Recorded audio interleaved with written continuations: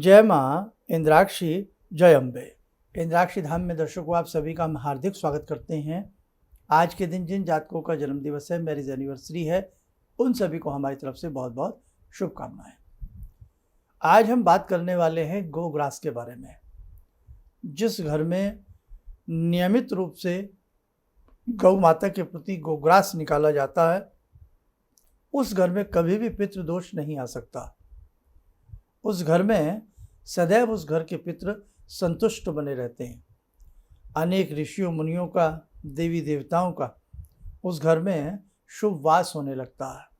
सारी जानकारी गोग्रास के बारे में इस अंक में हम आपको देने वाले हैं। आइए पहले आज का हम पंचांग देखें।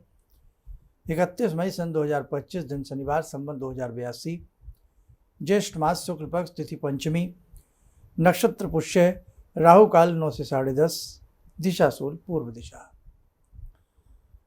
गौ माता में समस्त देवी देवताओं का वास होता है। गौ मूत्र से लेकर, गौ के गोबर से लेकर, उनके मूत्र से लेकर के उनके दुग्ध की बात तो ही निराली है। हर चीज़ अपने आप में पूजनीय है। जिस घर में गौ माता के कदम पड़ें, जिस व्यक्ति के ऊपर गोधूली में या गांव के चलने में जो रज उड़ती हो, धूल उड़ती हो, उस रज को जिसके मस्तक पर पड़ जाए, उस व्यक्ति के जीवन का कायाकल्प हो जाता है। गौ के प्रति जितने आपके भाव शुद्ध होंगे, उतना ही माने न माने, आप चाहे किसी भी प्रकार का कोई रत्न ना पहने, आपके जीवन में अपने आप बदलाव आ जाएगा। सुबह की पहली 2 रोटी हर घर में गौ माता के निमित्त निकालनी चाहिए। 2 रोटी निकाल लें, उसमें बीच में थोड़ा सा मीठा रखें और अच्छे से अदब के साथ, प्रेम के साथ, भाव के साथ दोनों रोटियां किसी शस्त्री में रख करके हल्का सा जल घुमा करके मानसिक रूप में गौ माता को प्रणाम करें और उस प्रणाम के साथ साथ गौ माता के अंदर विद्यमान समस्त देवी देवताओं को प्रणाम करें। फिर 2 रोटी आप जैसे जॉब करते हैं, आपकी पत्नी ने 2 रोटी बनाई, कागज़ में अच्छे से रैप करके आपको दे दी, रास्ते में जहाँ भी आपको गौ माता दिखें आप खिलाएं। और लगता है बिल्कुल घर के आसपास ही मिल जाती हैं तो आलकस न करें, घर के बच्चे बड़े कोई भी जा कर के वो 2 रोटी गाय को खिलाएं। हालांकि अब बड़े बड़े सिटीज़ में ये सब दुर्लभ सा है, लेकिन बेटा आपसे अगर जहाँ आप रहते हो और संभवतः ये सब हो सकता है तो आप उसे करने का प्रयास करें। आप गायें घर में कहीं भी आपको लगें, आप जाकर के उनको ज़रूर 2 रोटी दे दें। और जो गायें घर में रख सकते हैं, उन्हें हर प्रयास करना चाहिए कि गौ माता की सेवा अपने जीते जी इस जीवन में गौ की सेवा हम सबको करनी चाहिए।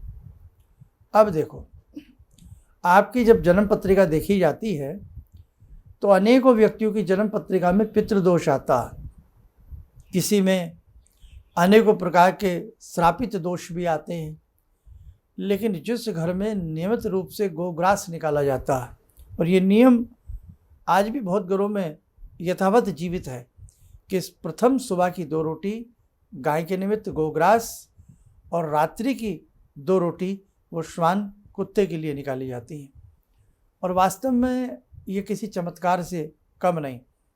एक तो मन में लालच होता है कि हम मालामाल हो जाएं, हम राजा बन जाएं, हम ऐसा बन जाएं तो हम 2 रोटी खिलाएंगे। ये तो हुआ स्वार्थपूर्ण कर्म। लेकिन निष्काम भाव की भावना से यदि आप बस समझें ये हमारी माँ है और हम प्रथम 2 रोटी माँ के लिए, इस भाव के साथ आप प्रतिदिन गोग्रास निकालना प्रारंभ करें, बहुत ही अच्छा आपको आनंद आएगा। आप देख लेना आपके कुंडली में कैसा भी आपके बच्चों की या आपकी किसी की भी हाथ की रेखाओं में कुंडली में पितृदोष होगा, जन्म जन्म का पितृदोष होगा, काल सर्प दोष होगा, वो नष्ट हो जाएगा। आपके घर में देवी देवताओं का आगमन शुरू हो जाएगा। जिस घर में शुभ कर्म होते हों वहीं शुद्ध आत्माएं, शुद्ध शक्तियाँ, विशेष शक्तियाँ, पितृशक्तियाँ, देव शक्तियाँ उस घर में प्रवेश करती हैं। जहाँ शुद्धता ही ना हो जहाँ नॉनवेज खाया जाता हो, शुद्धता ना हो, अक्सर क्लेश कलह का मारपीट का वातावरण बना रहता हो, वहाँ से देव सत्ताएँ देव शक्तियाँ निकल जाती हैं, चली जाती हैं, वहाँ आने का प्रयास नहीं करती। इसीलिए बच्चों का सम्मान, महिलाओं का सम्मान, गाली गलौज से परहेज, शुभतम वातावरण जिस घर में जितना रहेगा उतना ही उस शुभतम वातावरण में अनेकों प्रकार की गुप्त गोचर अगोचर महाशक्तियाँ वास करने लगती हैं। कई बार हम जब घर में बैठ कर के कोई पूजा कर रहे होते हैं या आराम से बैठे होते हैं तो कई बार बहुत ही महकता खुशबू वाला झोंका हमारी नासिका से स्पर्श करता हुआ चला जाता। हम देखते हैं घर में किसी ने सेंट भी नहीं लगाया, घर में ऐसे गुलाब के पुष्प भी नहीं हैं, लेकिन बावजूद हमें एक बहुत ही सुगंधी ब्यार महसूस होती है, बहुत सुगंधित हवा का झोंका नज़र आता है। निश्चित और निश्चित उस समय कोई देव शक्ति देव सत्ता आपके घर में प्रवेश करी है। और कई बार बहुत ही दुर्गंध हमें आती है, हमें अजीब सी दुर्गंध आती है, सिगरेट सी जलने की बू आती है, गटर के नाले जैसी बू आती है, गंदी चीज़ों की बू आती है, तो समझ लेना कोई आसुरी ऐसी चीज़ आपके घर में, नेगेटिव नकारात्मक चीज़ आपके घर में प्रवेश कर गई है। एक तो होता है आसपास कोई गंदा नाला है या कोई ऐसी चीज़ है, बदबू आ रही है, वो बात अलग है, लेकिन ऐसा भी कुछ नहीं है। उसके बावजूद हमें ऐसा लगता है तो बेटे सावधान हो जाएं। ऐसी स्थिति में हमने अनेकों वीडियो बनाए हैं, उन्हें देख करके उनके उपाय करें। नहीं तो गायत्री मंत्र तो सर्वश्रेष्ठ सर्वसुलभ है, करने से महाकल्याण आपका होगा। बात हम गौ माता की कर रहे थे। हमने एक एपिसोड में बताया था कि गौ माता का घर में चित्र भी लगाना चाहिए। आप गौ माता का, जिसमें सभी देवी देवता विराजमान होते हैं, ऐसे चित्र बाज़ार में आते हैं, उन्हें भी आप अपने घर में ज़रूर लगाएं। हम अपने घरों में आजकल के हीरो हीरोइन, बहुत सारी चीज़ों के भी तो बच्चे पिक्चर विक्चर लगा लेते हैं, ऐसे कैलेंडर लगा लेते हैं, लगाते हैं नहीं लगाते हैं। तो बेटा आप अपने घर में गौ माता का चित्र लगाएं, आप अपने घर में अपने गुरुदेव का चित्र लगाएं, आप अपने घर में शुभ सत्ताओं के चित्र लगाएं, आप अपने घर में अपने शहीदों के चित्र लगाएं। कहने का मतलब यही है कि जितने भी इस प्रकार के घर में जो चित्र लगते हैं वो वास्तु दोष को भी दूर करते हैं। लक्ष्मी विराजमान हो, स्वर्ण के सिक्कों की बारिश हो रही हो, गज उन्हें स्नान करा रहे हों, ऐसी मूर्ति का अभिषेक करें, उनका पूजन करें। महालक्ष्मी अनेकों रूप में विचरण करती हैं। समुद्र मंथन में से महालक्ष्मी, आपको पता है जब समुद्र मंथन हुआ 14 रत्न निकले, जिसमें गाय भी उसी में से है। कहने का भाव बेटा गौ की सेवा वास्तव में जीवन को बदल देती है। तो आप गौ ग्रास के महत्व को समझें। गौ ग्रास निकालने से आपके घर में देव शक्तियाँ देव सत्ताएँ वास करती हैं। गौ ग्रास निकालने से आपके पितृदोष दूर होता है। गौ ग्रास निकालने से पितृदोष दूर होता है, आपका कालसर्प दोष दूर होता है। गौ ग्रास निकालने से अनेकों प्रकार की नेगेटिव ऊर्जा आपके घर से भागने लगती हैं, दूर जाने लगती हैं। तो बस अब ध्यान रखना, गौ ग्रास का बहुत महत्व है। अब दूसरी बात कर लेते हैं। आप में से बहुत लोग मजबूर हैं कि साहब हमारे तो आसपास कहीं गाय नहीं मिलती।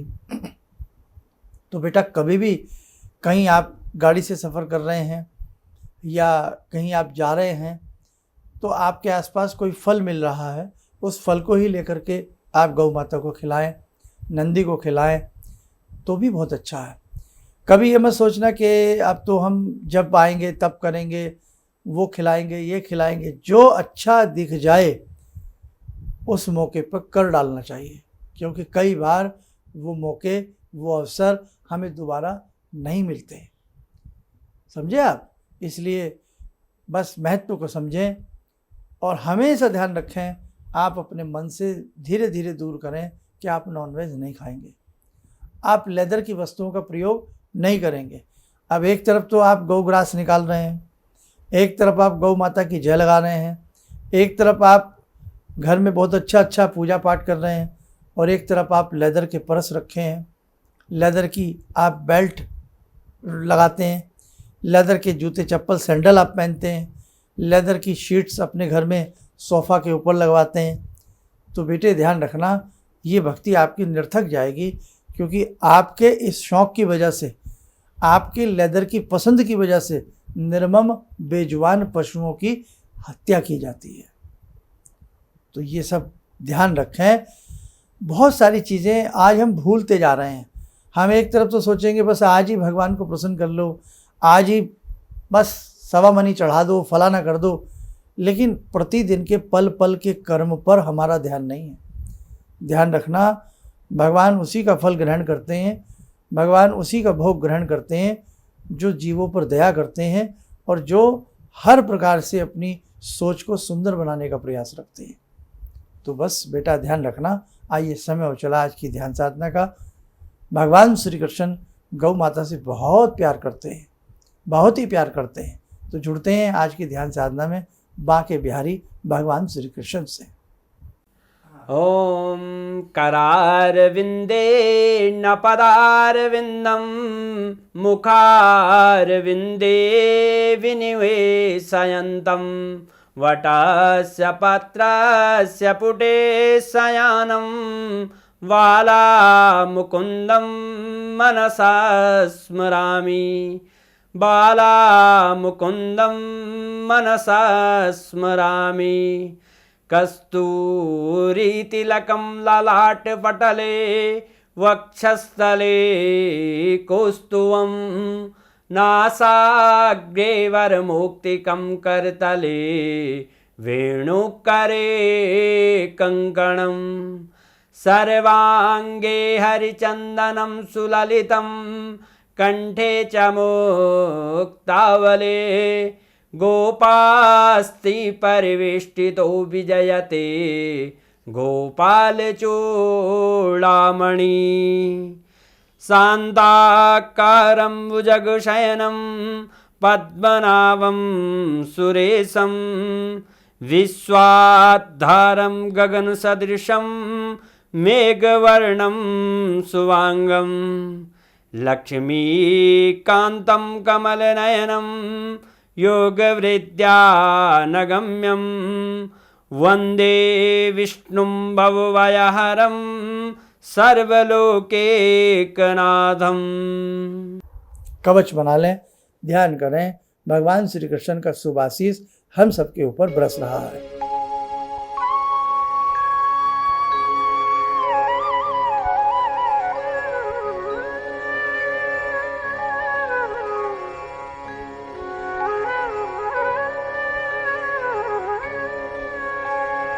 ओम बोलते हुए नेत्र खोलें, सामान्य हो जाए।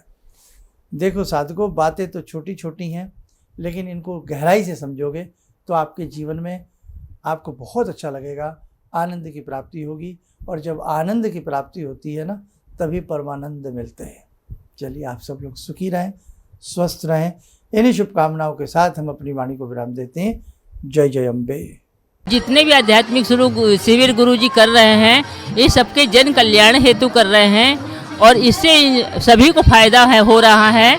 अब परेशानियां तो जीवन से लगी हुई हैं, यदि हम आध्यात्म की ओर, भगवान की भक्ति की ओर बढ़कर यदि जीवन में परेशानी उठाकर कुछ पा सकते हैं, तो ये तो गुरु जी की बहुत बड़ी उपलब्धि हमको मिल रही है। और गुरु जी इसी तरह से आध्यात्मिक शिविर करते रहें और हम सब इसी तरह से आते रहें, शामिल होते रहें, और जितना हो सकता है गुरु जी के बताए मार्ग के अनुसार हम चलते रहें, तो हमारे जितने भी संकट, जीवन की जितनी परेशानियां सब कटेंगी।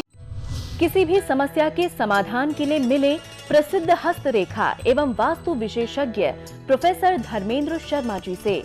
नोट: शिविर में भाग लेने हेतु एवं व्यक्तिगत रूप से मिलने के लिए कॉल करने का समय सुबह 10 बजे से शाम 6 बजे तक। हमारे विभिन्न ज्ञानवर्धक कार्यक्रम देखने के लिए आप हमें अभी सब्सक्राइब करें, बेल आइकन को प्रेस करें ताकि आप देख सकें हमारा कार्यक्रम सबसे पहले। और अधिक जानकारी के लिए फेसबुक पेज को लाइक करना न भूलें।